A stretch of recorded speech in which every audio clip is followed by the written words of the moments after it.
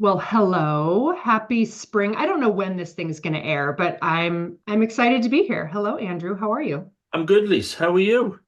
I'm doing pretty great. And I know I always say I'm excited about the topic, but Always I do. think You always do. And I begin the I one always say do. to me, And like I'm not, but I am super excited as well. you know what? You're getting better at faking it, and I appreciate that. I really appreciate that. But today's topic and today's guest have a special place in my heart. And yes, you may have some excitement fatigue because I say it all the time, but I think you should really buckle up for today because it's going to be pretty awesome. Can't wait. Can't wait. Let's do it. So, drum roll. We still don't have sound effects, Andrew. I Not thought this yet. was going to Not be a New yet. Year thing. Episode 101. That's what I'm aiming for, the sound effects. Thank you. Please, for the love of God. All right. So, this topic, it's been percolating for a while, and I think from both the component community, the volunteer management community, just some association rock star colleagues that I've come to know and love. We've kicked this topic around a lot, and I'm really excited to have, I would say, my friend, my colleague, a peer, Amy Biedenharn, Director of Client Experience with Innovatis Group. And, she finally came on. We finally got her for this big topic, leveraging the full potential of the volunteer staff partnership. And we've Oh, chosen that uh, word partnership on purpose. and is this the We're trying first? to be positive. Is this the first of a six-part series that we're doing here, or is this? You know what? You know what? If you don't watch it, maybe it will. Hi, Amy. How are you? Hello, I'm so happy to be here. Thank you. Thank you. I apologize in advance for Andrew. Just play along. We'll tolerate it. But it's we all come to this with different experiences. We've been staff executives. We've, in some cases even been volunteers on boards. hmm And I think it's interesting when we look at the human dynamic between volunteers and paid staff. It can be a powerful relationship.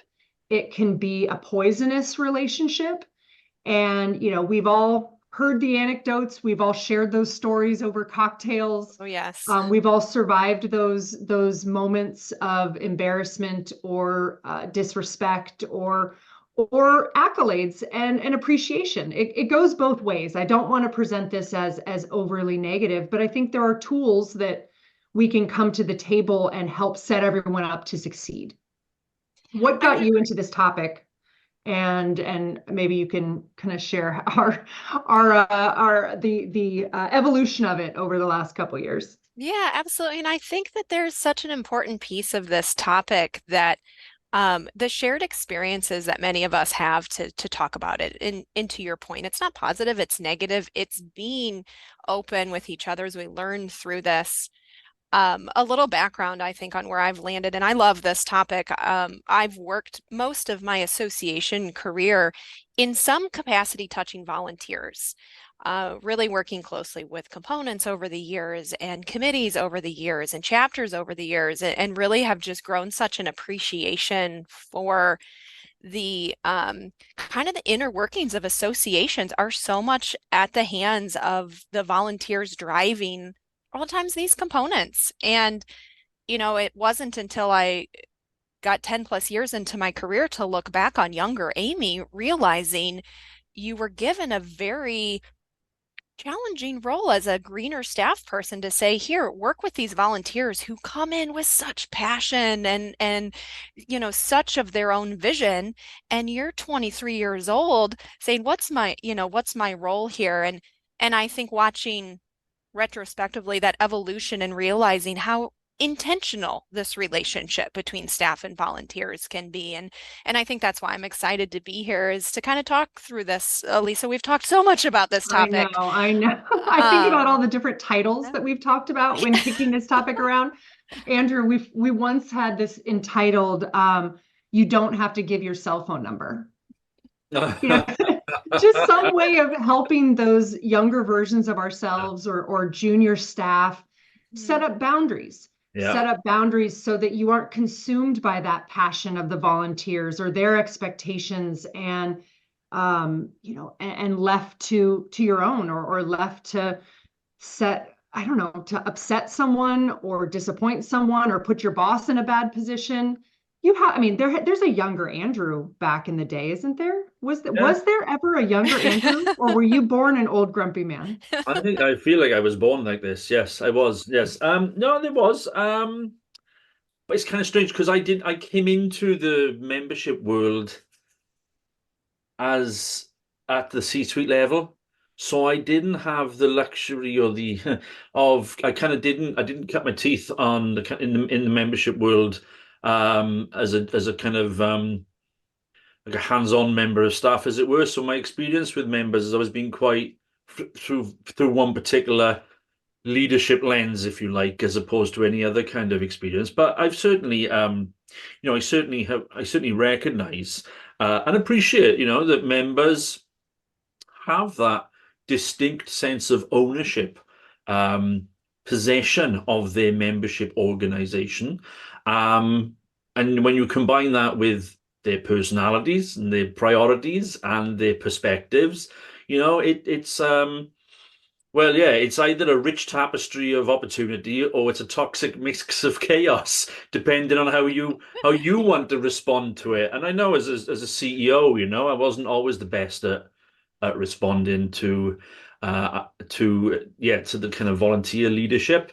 I think I can't imagine there's a chief executive who could put their hand up and say that they were always, spot on in how they handled volunteers' expectations, volunteers' energy, volunteers' enthusiasm. Because, like I say, they come to the table with a huge amount of passion for their profession and for their membership body.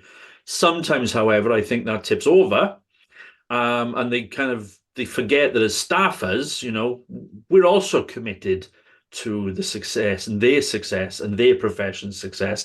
And I think sometimes those boundaries can become a bit ironically blurred, as it were, in terms of people's understandings of who's in it and for what, as it were.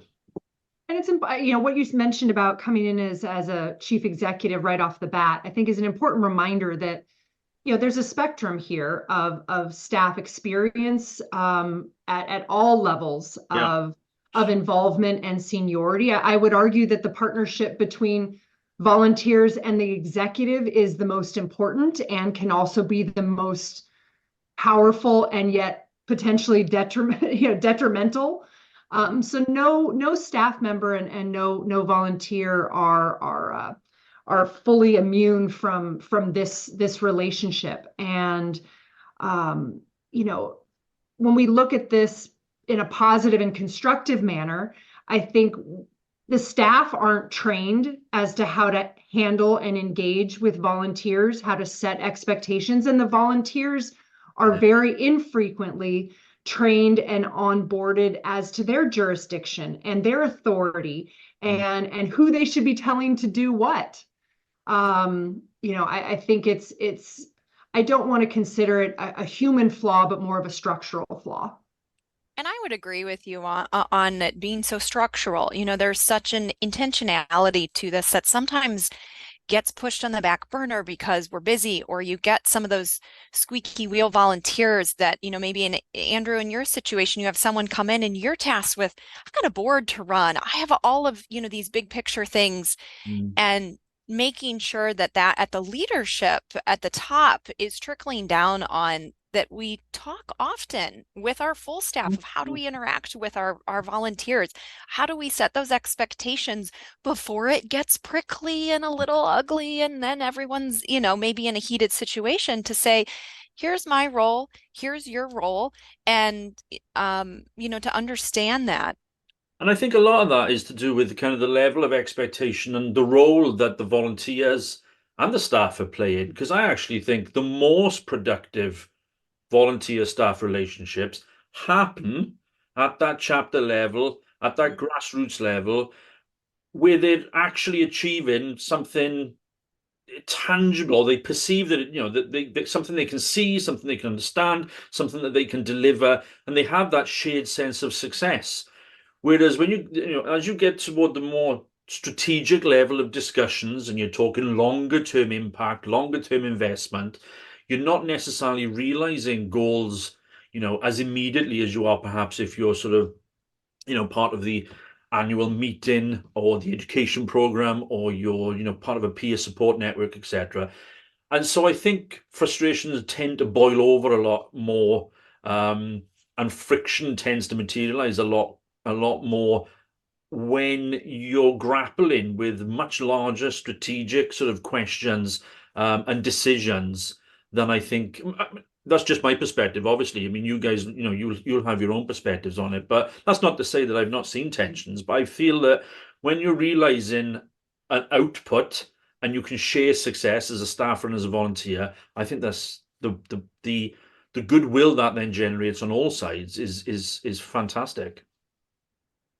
Yeah, I don't know. I mean, I hear what Amy's saying, and I think the more we rely upon volunteers at that local level, or when we need them to be a working body of individuals versus a strategic body, they are more vested.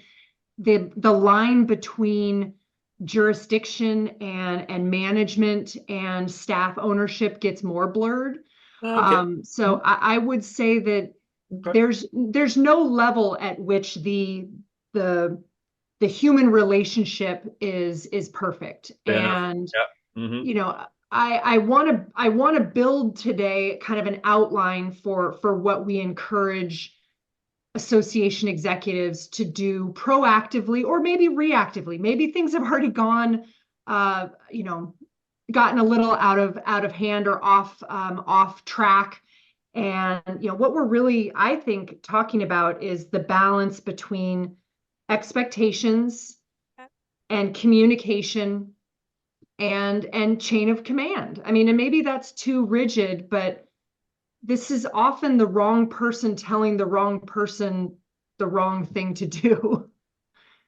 Is And that I oversimplified that it's just about chain of command? I don't know. I think too, we a lot of us know who do this. You need a volunteer role description, right? You throw together kind of what the volunteer Yeah. role is, but sometimes don't meet that halfway with what are the resources you have in your staff person to understand those boundaries, and yes, sometimes it does come down to purely what times am I available, but it's more than that too. It becomes more of the idea of if I'm a volunteer who is immensely passionate and wants all the things, and I'm asking all the things of a staff person who doesn't have their management support to do those things or decision-making power to do those things, sometimes a greener staff person is terrified to say no to a volunteer because they are not wanting to say no to a volunteer, but they also then don't want to say no within to their supervisor and their structure.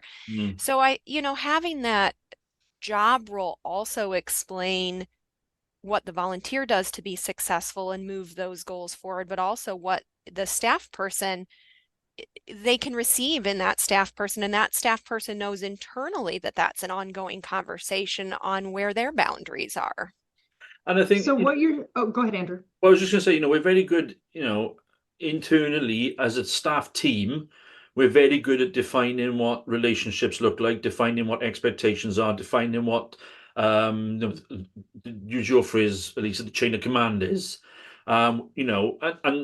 But what Are we? I think we are, as staff, we are. Amy and I are both nodding no. I You're think shaking your heads. You're saying that in the organisations you've worked in, the staff structures have not been clearly articulated, and you've not known where you sit within I the. think there's job descriptions and there's organizational charts, but I think that component of your volunteer engagement, who you're, I know, and I'm about to say that. I'm about to say, as staff internally, as we work together as staff, we're very good.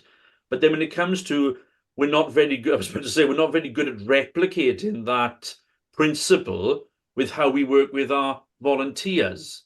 Is the point I was going to make. Is I feel that we internally departments get to work together very well, but then when it comes to actually working with people ostensibly outside the organization, that's when we let ourselves down by not putting in place things like volunteer management programs and volunteer training and staff training, etc. But no, you both you learn. For the sake of the listener, both you were looking at me like I'm talking nonsense, which is rather unnerving. I don't think we can overestimate the success of the human relationships on the staff side. I don't think there's some model there that we simply need to replicate on the volunteer side as if we have it all together when we're staff to staff.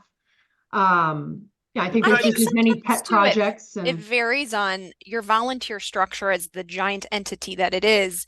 A board relationship is very different than I would say like a chapter relationship or an internal SIG relationship that sometimes it is difficult to manage those when you have to know how to do the event management for that chapter, the marketing support for that chapter. All of the departments kind of fall sometimes on what feels like one person. Mm. Whereas maybe a board or committee knows how to work within the staff structure, but sometimes these component relationships where a lot of the volunteers live can get a bit more mixed than that, that there aren't always clear lines on what resources can I pull on, who can I talk to.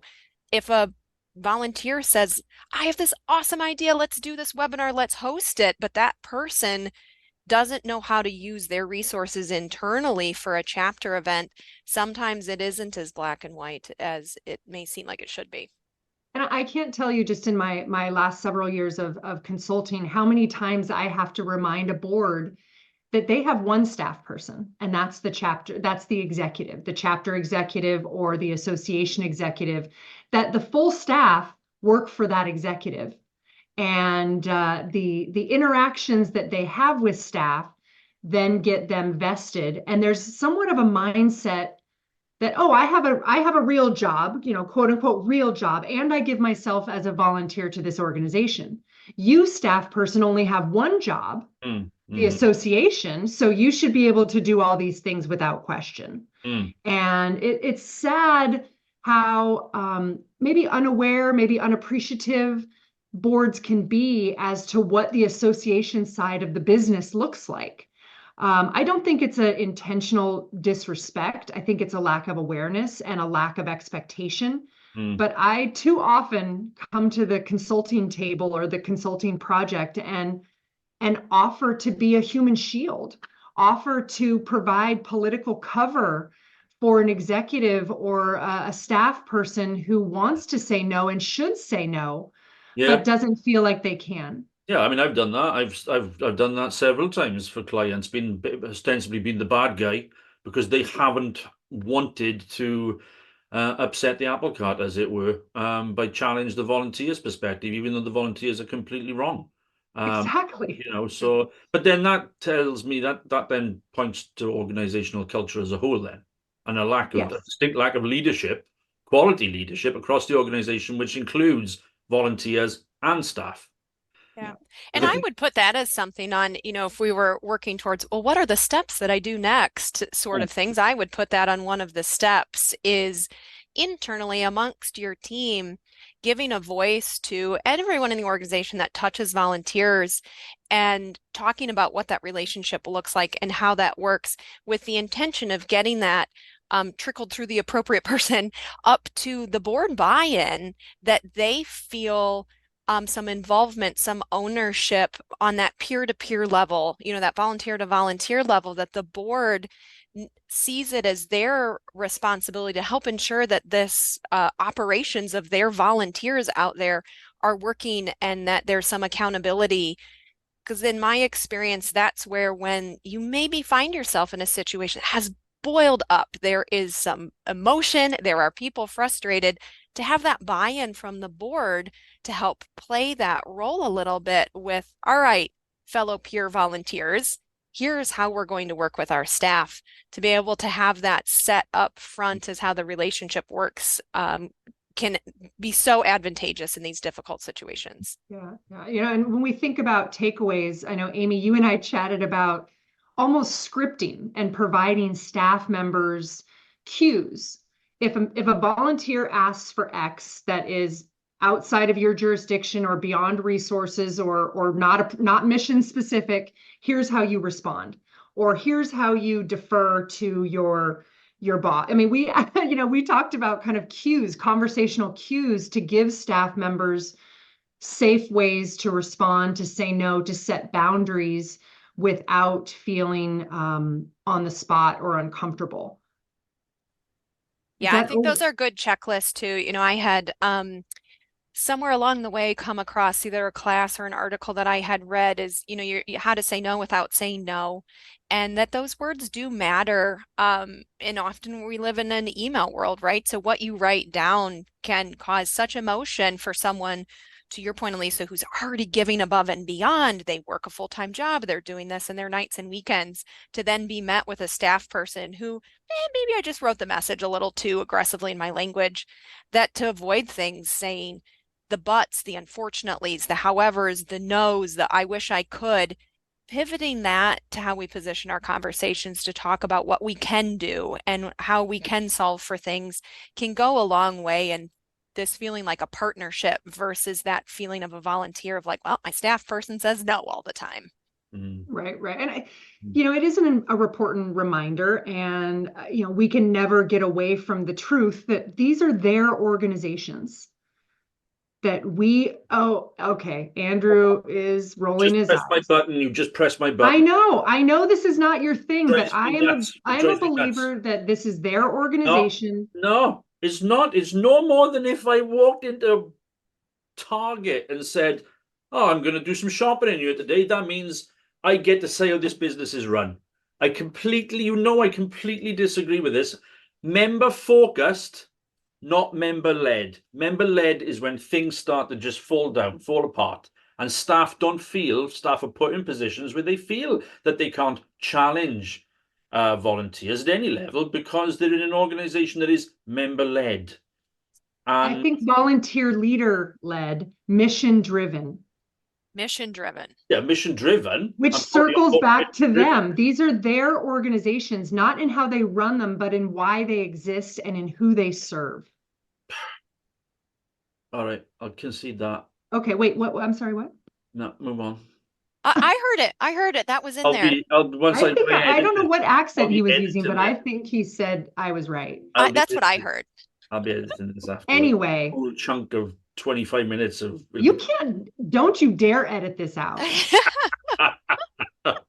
Anyway, the point Elisa, is, you said once to me, it's staff implemented, member led. And that stuck with me in the sense that I think that ability to implement, that ability to operationalize a vision is sometimes where it gets gray and muddy, but it's important to look at it through that lens, because if staff can't have some decision-making authority around how you execute, how you implement, how you operationalize, the member-led part starts to struggle as well if there's not some control in there on how it's done. Yes. And this is part of that ecosystem. It's about mission, it's about structure, it's about operations.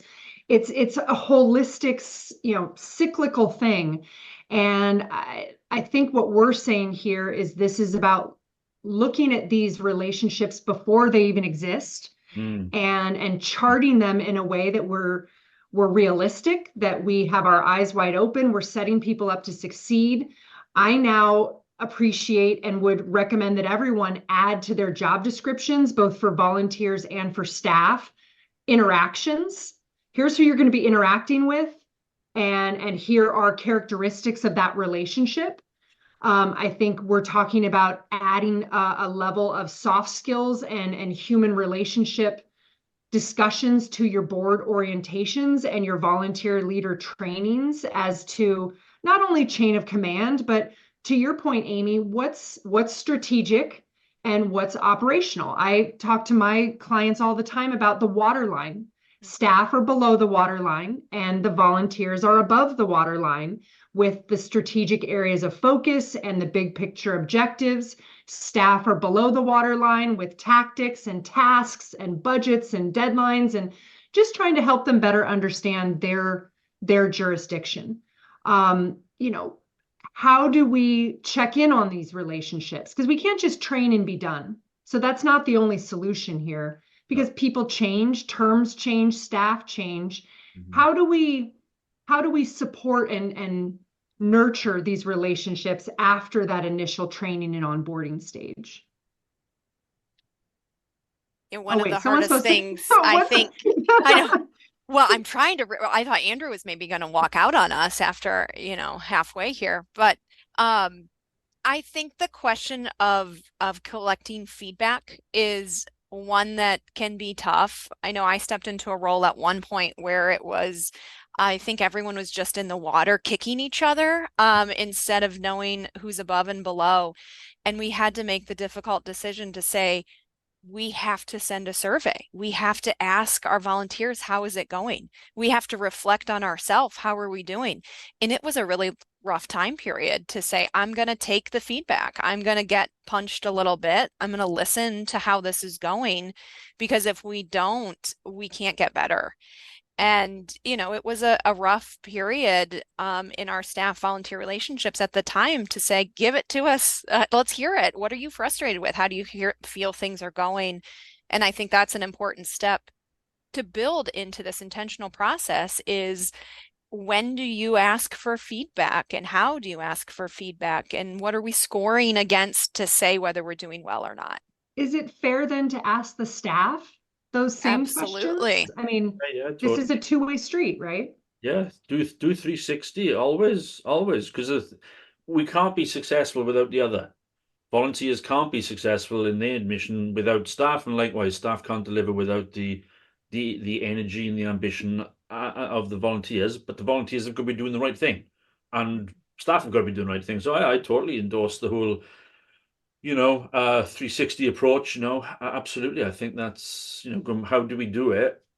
Yeah, I mean, how do you do it? How do you manage any relationship within the workplace? You have those systems and mechanisms set up, so use them. And when you're willing to ask and listen and adapt, I think it's equally as important to spotlight successful partnerships and volunteer staff relationships that are overachieving and meeting expectations, as it is to identify and address those that are not successful, and give staff a safe place to report, places where volunteers or even other staff have overstepped. I'm just saying spotlighting the good is equally as important as addressing, behind the scenes, the bad. But then I do think it's Oh, sorry. Go on. Sorry, Amy. Go on. Sorry. Oh, I was going to say, I think there is one important piece of this puzzle to not lose sight of that's important, is some degree of protecting the performance evaluation, and to make sure that we're talking about these in a little bit of a different way, that, if we're going to solicit volunteer feedback, we're going to solicit feedback from staff. We're looking at how our operations working, how are we driving towards goals? You're kind of looking at how is the bus moving along. But I do think there is something sacred in the sense of protecting the staff to staff relationships that are there from kind of an HR perspective, and that we ensure that our staff is not feeling as though a volunteer is controlling any sort of their performance. I've been in that position before where I've had volunteers who wanted to very much so control more of that HR side of the conversation, that whether this person should be employed. And it gets icky and sticky and gray and ugly. And while that's maybe important to know, the relationship feeds into that kind of HR performance evaluation, but there has to be something that's protected a bit, that we aren't giving so much control to the volunteers that they get to dictate, some of our HR side of it. Well, the flip side of that, I've worked with several new CEOs over the last, 5-6 years, and they often come into these situations, and some of the long tenured senior staff have very strong and direct relationships with the board, and are almost used to and comfortable circumventing that executive office and going directly to the volunteer leadership. So I think it can go both ways, and setting the tone of that relationship, what the boundaries are of it, and again, who's accountable to whom is important, because staff can benefit from direct relationships with volunteer decision makers, just as volunteers can push hard and get more out of staff than they may otherwise. So I don't want to just pin this on some, bad actor volunteer. I think there's stories on both sides. Yeah, and my final point on that is it's about the leadership. It all, to my mind, pivots on the strength of character of the leadership of the organization, staff and volunteers, and how that permeates throughout the organization. I think is what influences then those good relationships. That's what you want. You want them influencing the good, not responding to the bad. Yeah, I mean, gosh, this could go on forever, and it probably should have been a happy hour. We probably should have been drinking while having this I feel conversation. like a martini maybe would help me really get my point across better. I think so too. I mean, yeah, I mean, and again, this is when we get together, whether it's at a conference, whether it's at a meet and greet of whatever kind, this is the commiseration and the association therapy that so often happens amongst professionals. I mean, I know my clients, I often find myself, sitting there with them on the virtual couch, kind of sharing their stories. And I think to your point, Amy, we have to support each other. We have to listen. We have to help share best practices around the trainings and the roles and responsibilities and delegations that work, and hold accountable our volunteers as well as our staff executives to ensure that culture, that tone, that community of I don't know, positive boundaries And of ongoing. and ongoing. Yeah, this could go on forever. I'm excited to see kind of in the commentary when we release this podcast what others have to share. Maybe not about their stories of their war wounds or their negative stories, but experiences about what's worked in training and Yeah. onboarding and those job descriptions and annual reviews and that magical survey question that you can pose to your volunteer. Because I think what I'm realizing is this is a shotgun strategy. This is not something you can check a box and it's done. This is something that has to be fostered and checked in on and supported and invested in an ongoing manner from all sides. In the same way, in exactly the same way that you do for every other facet of the organization's business, financial management, risk management, people management. It's all But part. this is so intangible, and this is so much of an undercurrent. I think this type of partnership, unlike a vendor partnership or member Yeah, numbers or whatever, gets much harder to wrap your head around and get in front of Yeah. than some of those more quantitative yes, operational yeah, metrics. yeah. I agree. Oh Completely wait, agree. oh wow, that's 2 I agrees in one show. We have to stop right now. I don't want Capture to the ruin this snippet. streak. I don't want to ruin this streak, but Agrees in this last show together. Don't well, it let sounds Wow. like that I need to do. work on my partner relationships. Irony that And this podcast falls apart when we're talking about relationships. it does. It The does. irony. We are not a good example of high functioning. We are a perfect example of high functioning because we disagree agreeably. That's true. That's That true. is true. We know when to fake it. We know when to argue. We know when to let it go. But Amy, I'm Well, sorry. Elisa, I'll come back anytime if Yes. Andrew walks away. I will be here whenever you want to Woo-hoo-hoo! debate. Lining up new co-hosts. I Yes. defy anybody out there to last 93 episodes. Oh, Andrew. Yes, no, it's been great. It's going to continue to be great. And Amy, you're welcome back anytime. I think this conversation, it spawns so many other conversations, and it's so ingrained in so much of what this association art is. And associations aren't a science, they're an art. I 100% believe that because of the human component. And it's something we'll have to continue to work on and talk about and not brush under the rug. Yep, I it's think why you we're would, here. I think we're attached to that, right? The chaos that it can be, the passions that are there, the interest of the volunteers. It's why we do what we do. yeah, it's messy and beautiful, and we're committed to keeping it in front of, in the limelight so that this stuff doesn't get messier than it needs to be. So thank you so much for joining us today. Andrew, thank you so much for playing along and contributing. I'm excited to see kind of how people respond to this conversation. I hope it's one that continues, and I know it will as part of our Component Relations and Volunteer Management Council, which Amy is an active leader on. So thank you again for your leadership in that area, Amy. Of course. Thanks for having me. It's been fun. Well, everyone, until next time, put your members and your mission first.